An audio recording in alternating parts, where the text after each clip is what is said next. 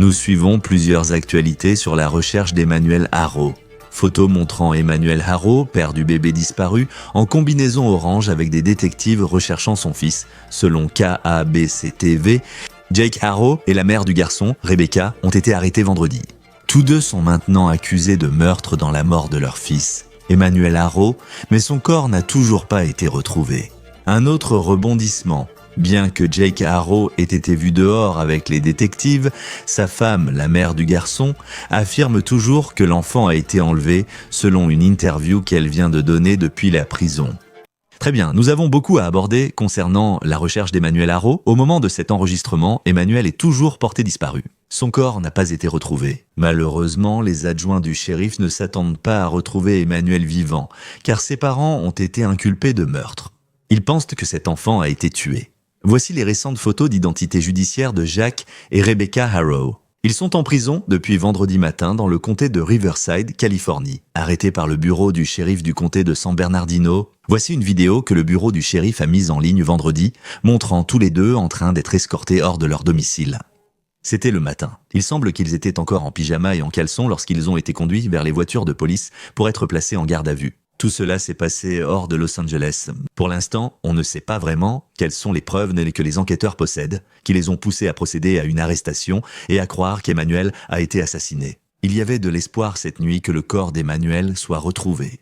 Une image de KABC-TV montre Jake Haro avec des enquêteurs près d'une autoroute à environ 35 km de chez lui. Cela s'est passé la nuit dernière. Les adjoints ont dit qu'avec Jake présent, ils ont fouillé la zone avec des chiens cadavres sans trouver les restes d'Emmanuel. Maintenant, en ce qui concerne la femme de Jake, Rebecca, vous avez probablement vu sa première interview sur KABC, son prétendu appel à l'aide, disant que son fils avait été enlevé et qu'elle avait été attaquée. Voici son histoire.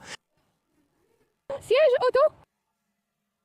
Et je l'ai couché et j'ai commencé à préparer ses couches. Et quelqu'un a dit « Oh long, c'est tout ce dont je me souviens ».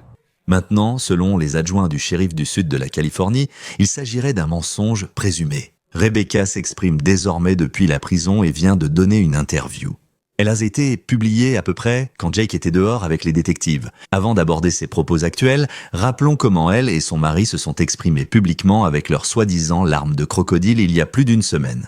Réécoutons cet extrait sonore de Rebecca. Je l'ai sorti du siège auto et je l'ai allongé et j'ai commencé à préparer ses couches. Et quelqu'un a dit « Oh long, c'est tout ce dont je me souviens ».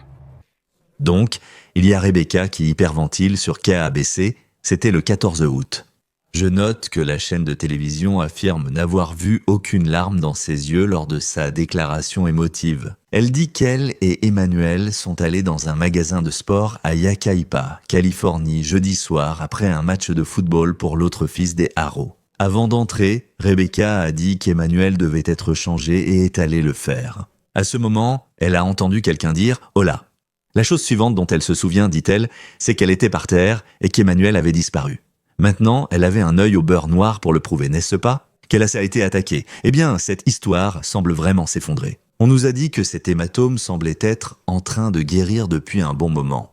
Et il a été révélé qu'elle aurait en fait eu ce cocard près de 2 semaines avant son appel aux forces de l'ordre et son histoire de ce prétendu enlèvement. Jake Haro a aussi déclaré cela aux caméras de KABC. « À la personne qui a pris notre fils, je vous en prie, rendez-le-nous. »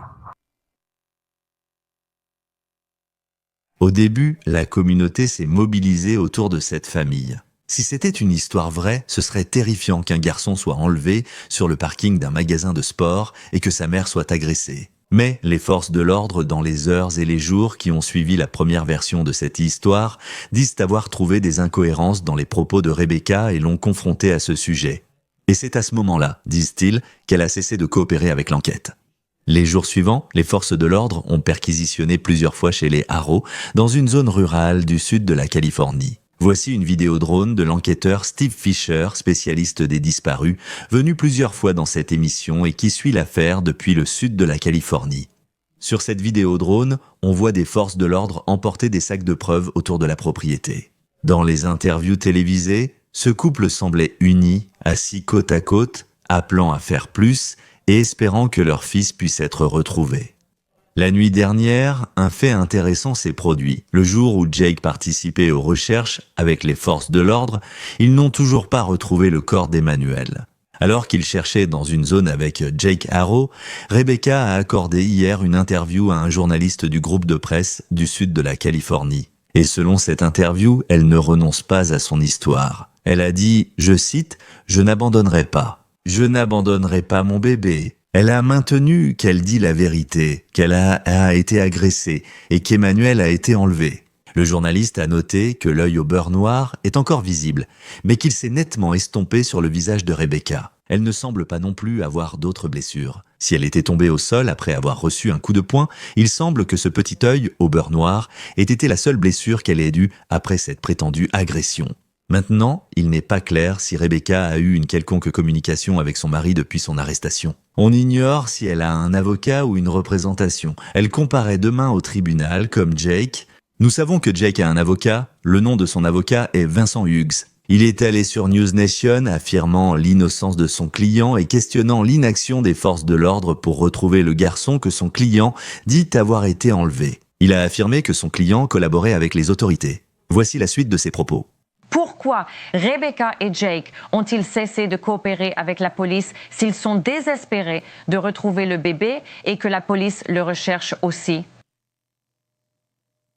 Je ne sais pas pourquoi on dit qu'ils ont arrêté de coopérer, Ashley. J'ai parlé aux détectives hier et suggéré que Jake continue à leur parler. On ne m'a pas signalé aujourd'hui de demande pour parler à Jake. Je ne représente pas Rebecca, c'est très clair. On ne m'a pas non plus demandé de présenter Jake. J'ai proposé de présenter Jake. Ils ont volontairement remis tous leurs appareils électroniques et mots de passe. Ouais, je trouve ça énorme, mais personne n'en a été informé. L'interview a précédé l'arrestation de Jake. Après son arrestation, nous avons contacté le bureau de Hughes. Nous avons parlé à un assistant qui a dit qu'il nous recontacterait et nous n'avons pas eu de nouvelles au moment de cet enregistrement. Il reste plusieurs grandes questions sans réponse pour le moment dans cette histoire. Les plus importantes, bien sûr, où est Emmanuel? Qu'est-il arrivé à Emmanuel? Il n'est pas non plus clair quand ce garçon a été vu pour la dernière fois. La blogueuse spécialisée dans les faits divers, Annie Elise, a déclaré à News Nation que, selon les personnes avec qui elle s'est entretenue, cela fait au moins 1 mois. Des personnes ont aussi indiqué ne pas avoir vu Emmanuel à ce match de football, bien que sa mère affirme qu'ils y étaient avant l'agression présumée. Il a aussi été signalé que les Harrow étaient sur le parking de ce magasin de sport à Yucaipa plusieurs semaines avant la nuit où Rebecca dit avoir été agressée. Et le couple aurait demandé aux employés de ce magasin d'articles de sport où se trouvait leur caméra de sécurité, car à l'époque, ils affirmèrent que leur voiture avait été cambriolée. Alors, on ne peut s'empêcher de se demander ce que Jake a dit aux détectives hier pour les amener dans ce champ. Est-ce qu'il jouait simplement avec eux? Ou sait-il vraiment où se trouve le corps d'Emmanuel? Et est-ce qu'il s'éloigne complètement de la version de son épouse selon laquelle elle a été attaquée? Maintenant, pendant que nous parlons de Jake, il est aussi important d'évoquer son passé. Arrêté en 2018 pour cruauté envers un enfant, il a été condamné en 2023 et est en liberté conditionnelle. Cela a suscité de nombreuses questions chez les procureurs sur la manière dont il a obtenu cet accord. Le média Daily Breeze possède une déclaration sous serment provenant de cette affaire. Il est indiqué que la fille de Harrow, âgée de seulement 10 semaines, a été envoyée à l'hôpital avec des côtes fracturées, à peine 10 semaines. La blogueuse spécialisée dans les faits divers, Abby Bluffby, a parlé à la mère adoptive de cette petite fille, qui a maintenant 7 ans. Et la femme dit que la fillette est aveugle. Elle ne peut pas parler, tout cela à cause de ce que Jake Harrow aurait prétendument fait. Harrow devait aussi comparaître devant le tribunal le mois prochain pour avoir violé sa probation dans cette affaire d'arme à feu. Il est maintenant accusé de meurtre, comme sa femme, et tous deux comparaîtront demain devant le tribunal du comté de Riverside, en Californie, alors que la recherche du petit Emmanuel continue. Nous retrouvons l'enquêteur privé Steve Fisher, spécialiste des disparitions, qui suit cette affaire en Californie du Sud. Et Steve, en ce moment, vous êtes là où nous voyons ces images de Jake Harrow hier avec les forces de l'ordre. Ils n'ont pas pu trouver Emmanuel ici. Qu'est-ce que vous voyez sur place en ce moment? Je n'ai vu aucune équipe de recherche ici aujourd'hui. S'il y en a, ils ne sont pas juste derrière moi, c'est de l'autre côté de la crête, j'ai observé avec un drone. Il ne se passe rien. C'était vraiment une situation bizarre hier, tu sais, avec ce qui s'est passé. Qu'est-ce que tu en penses? On peut seulement supposer, seuls les détectives savent à ce stade ce que Jake Harrow leur a dit en garde à vue pour obtenir l'opportunité d'aller dans cette zone. Et il y avait cet espoir que, tu sais, dans cette affaire très triste, il y avait la possibilité qu'on puisse retrouver les restes d'Emmanuel, et ça ne s'est pas produit. Qu'est-ce que tu en penses, Cara? Parce que, je veux dire, à ce stade, Jake Harrow est accusé d'être, tu sais, il a regardé droit dans la caméra comme s'il y avait eu un enlèvement, donc ce n'est pas quelqu'un en qui on peut avoir confiance. Mais qu'est-ce que tu penses du fait que rien ne semble en être ressorti quoi qu'il en soit? C'est d'accord. Je veux dire, ce n'est pas quelque chose de régulier d'être sorti de garde à vue comme ça et d'être emmené sur une scène de crime. Vous savez, ce sont des circonstances rares dans des affaires où, vous savez, il est difficile de retrouver le corps. Je ne pense pas qu'il l'aurait amené ici. Il semblait vraiment avoir confiance dans les informations, quelles qu'elles soient, qu'il leur donnait. Vous savez, et c'est bizarre, et ils n'ont pas semblé passer beaucoup de temps ici non plus. Ils ont terminé assez rapidement. On pourrait penser que s'il était là, tu sais, c'était dans cette zone, ils auraient gardé les équipes de recherche et les chiens plus longtemps. On a vu les détectives se fouiller longtemps dans le champ et je ne sais pas, ils ne cherchaient peut-être pas d'autres preuves. Peut-être que ça avait été déplacé, peut-être qu'il y a un téléphone portable, peut-être qu'il y a autre chose, même s'ils avaient, tu sais, des chiens là-haut. Donc c'est étrange. On dirait qu'ils ont abandonné assez rapidement ou qu'ils ont perdu confiance en ces déclarations assez vite. Steve, la prochaine question est assez morbide, mais c'est la direction que prend cette histoire maintenant que c'est une enquête pour meurtre. Il n'est pas clair quand quelqu'un a vu Emmanuel Harrow pour la dernière fois, on suppose que cela fait au moins un mois. Je veux dire, bien avant cette histoire présumée d'enlèvement que sa mère a racontée devant le magasin d'articles de sport. Je veux dire, en parlant franchement, et c'est la partie morbide de la question, je veux dire, qu'est-ce que les forces de l'ordre pourraient exactement trouver? Combien les forces de l'ordre pourraient-elles vraiment trouver pour localiser les restes d'Emmanuel Harrow? Cela dépend s'il est en surface ou sous terre. Disons qu'il est au-dessus du sol, ce qui semblait être le cas d'après la façon dont il cherchait hier. Vous savez, nous traversons une vague de chaleur ici, et c'est déjà une région chaude du sud de la Californie. Avec près de 40 degrés, si cela dure un mois, la décomposition d'un petit enfant sera très rapide. Et puis, dans ce genre de région, il y a des prédateurs ici. Il y a des coyotes, des pumas, il y a toutes sortes d'animaux ici. On observe souvent cela lors des opérations de recherche et de sauvetage. Les prédateurs dispersent les restes. Cependant, les chiens cadavériques peuvent quand même détecter cette odeur. Et vous savez, donc, ils pourraient trouver quelque chose et à partir de là, reconstituer un peu l'ensemble. C'était justement ma question suivante, car je pense qu'on sous-estime l'efficacité d'un chien lors d'une recherche. Je sais que les chiens étaient aidés chez les Harrow lorsqu'ils cherchèrent des preuves là-bas. Je veux dire, depuis combien de temps un corps pourrait-il avoir été déposé quelque part pour qu'un chien cadavérique puisse encore détecter une odeur? Les chiens cadavériques détectent des odeurs centenaires. Ils sont entraînés sur des groupes de la guerre civile. C'est incroyable ce qu'ils peuvent faire. Mais vous savez, le chien ne fait qu'exécuter une tâche. Il joue à un jeu. Vous savez, c'est vraiment... Le maître chien doit être tout aussi bien entraîné parce que s'il ne repère pas les détections du chien, vous savez, c'est un peu différent avec les chiens de recherche de cadavres ou les chiens de détection de restes humains. Vous savez, ils ne suivent pas simplement une piste jusqu'à l'emplacement d'un corps. J'ai déjà participé à des recherches sur une personne disparue depuis très longtemps. Et ça, ces cellules, cette odeur que les chiens sont entraînés à détecter, se sont en fait infiltrées dans le sol et sont même remontées jusque dans les racines des arbres, parce qu'ils vont te marquer, mais il faut revenir en arrière. Cela dépend de la situation. Mais dans ce cas, avec quelqu'un présent depuis un mois, ce sera bien plus facile. Mais j'ai aussi participé à des recherches où, vous savez, les maîtres chiens ont clairement manqué les signaux. Je crois que c'est arrivé dans l'affaire Chris Watts. Je n'ai pas vraiment suivi cette affaire de près, mais j'ai entendu dire que c'était quelque chose qui s'était produit là-bas.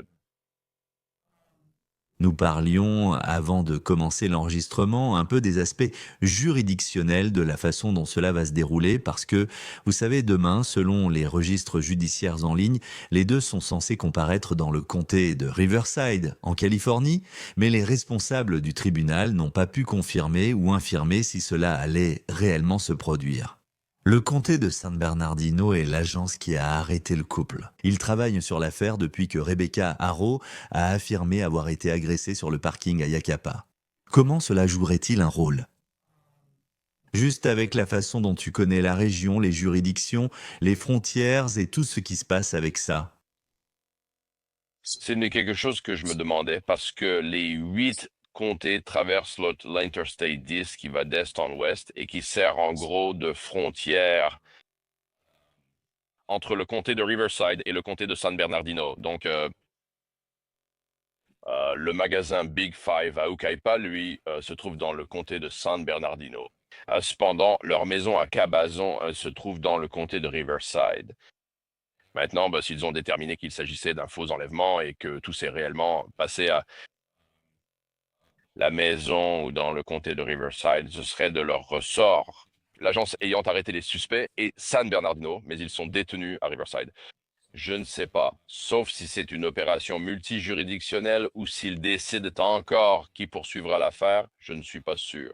Il semble que les charges aient été déposées par le bureau du procureur du comté de Riverside, mais avec San Bernardino comme agence principale. Je ne suis pas totalement sûr, c'est confus. Et c'est intéressant aussi. Et je sais qu'on en a parlé, que c'était le comté de Riverside qui s'est occupé de l'affaire impliquant Jake Haro dans son précédent cas de maltraitance d'enfants datant de 2018. Donc, il y a beaucoup de questions à se poser sur la façon dont cela s'est déroulé. En ce qui concerne cette affaire, maintenant, même encore maintenant, je veux dire, je pense que hier soir, quand tu as vu les images de Jake Haro, tu t'es dit « Oh mon Dieu, c'est peut-être comme ça que cette histoire se termine, en retrouvant ce garçon et en découvrant enfin la vérité sur ce qui s'est réellement passé. » Ensuite, tu as Rebecca qui parle à un journaliste de journal depuis la prison et elle maintient sa version des faits. Tu as vu Jake dehors avec les détectives, même s'ils n'ont rien trouvé, et Rebecca affirme toujours avoir été attaquée et que le garçon a été kidnappé. Qu'est-ce que ça te dit sur ce qui se passe à l'intérieur de la prison et sur la façon dont les détectives gèrent la situation en ce moment?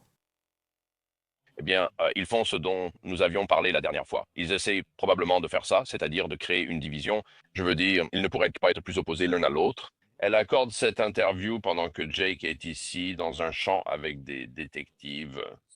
Donc, il balance clairement, tu sais, tu penses qu'il la dénonce, probablement pas lui-même. Et tu sais,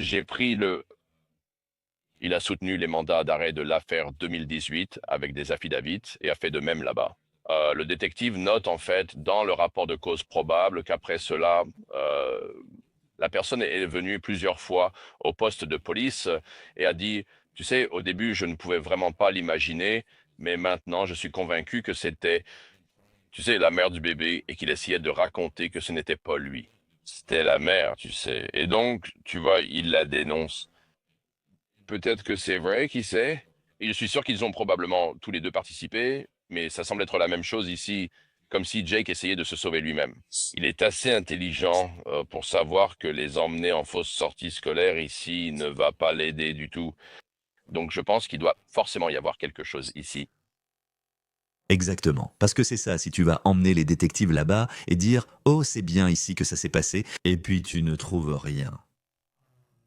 Et pour eux, comme tu l'as dit, je veux dire, ils ne sont pas là-bas aujourd'hui. On pourrait croire qu'avec une piste crédible, ils chercheraient encore, mais à notre connaissance, aucun rapport aujourd'hui n'indique qu'ils poursuivent les recherches là-bas. Oui, s'ils sont au tribunal demain, ce sera intéressant de voir ce qui en ressortira. Et pour revenir à ce que tu disais sur la séparation entre les deux, cela remonte même au fait que Jake et son propre avocat, qui je suppose, lui donnent des conseils. Rebecca parle à un journaliste local, chacun restant sur ses positions opposées. Donc, on a l'impression que quelque chose va dans cette direction. C'est une question difficile, mais en regardant derrière toi, Steve, je pense à Rebecca et Jake Haro. Je veux dire, Est-ce que quelqu'un, tu sais, même si la zone est immense, je n'ai pas l'impression qu'ils soient des passionnés de plein air capables de gérer ce terrain, au point de pouvoir, si jamais, ils avaient emmené le jeune Emmanuel et l'avaient mis quelque part. D'après ce qu'on a vu d'eux, franchement, ils n'ont tout simplement pas l'air d'être en grande forme. Et donc, ça donne l'impression que ça limite vraiment les endroits où le corps pourrait se trouver. Je pense malheureusement qu'il a probablement été soit éjecté du véhicule, vous savez, parce qu'il y avait comme un passage souterrain d'irrigation, ou alors ils ne sont pas allés bien loin. Je ne crois pas qu'ils soient venus en voiture, car ce portail est toujours fermé, même sur une propriété privée. J'ai la même impression. Je ne pense pas qu'il soit très loin de la route. C'est pour ça qu'on n'a pas vu les secours ou les enquêteurs aller trop loin dans ces collines. Ils semblent chercher près de la zone du pont. Oui, tu sais, peu importe comment cette histoire va continuer, c'est évidemment une histoire incroyablement triste. Et nous verrons comment tout cela va se dérouler. Et s'ils sont au tribunal demain, nous continuerons à surveiller cela. Personne disparue. Détective privé Steve Fisher. Merci d'avoir pris le temps de nous parler alors que vous poursuivez vos recherches dans cette affaire. Merci d'être ici. Merci de m'avoir invité. C'était l'affaire présentée par Law & Crime. Abonnez-vous à notre chaîne YouTube et Spotify. Je suis Chris Stewart, à bientôt.